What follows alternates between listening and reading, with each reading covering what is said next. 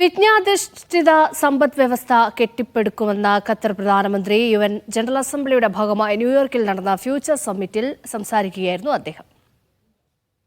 Digital technology, ശാസ്ത്രം, പുത്തൻ സാങ്കേതിക വിദ്യകൾ എന്നിവ പ്രയോജനപ്പെടുത്തി വൈവിധ്യവും സുസ്ഥിരവുമായ വിജ്ഞാനാധിഷ്ഠിത സമ്പദ് വ്യവസ്ഥ കെട്ടിപ്പടുക്കുകയാണ് ലക്ഷ്യം. ഇക്കാര്യത്തിൽ രാജ്യം ശ്രദ്ധേയമായ മുന്നേറ്റമുണ്ടാക്കിയതായി ഷെയ്ഖ് മുഹമ്മദ് ബിൻ അബ്ദുറഹ്മാൻ അൽ താനി വ്യക്തമാക്കി.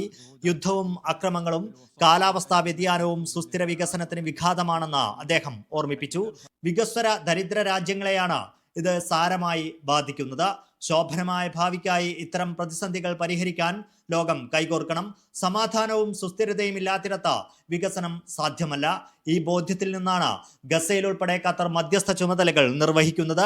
അന്താരാഷ്ട്ര നിയമങ്ങൾ ലംഘിച്ചുകൊണ്ടുള്ള ആക്രമണങ്ങളിൽ ലോകം പ്രതികരിക്കണമെന്നും അദ്ദേഹം ആവശ്യപ്പെട്ടു.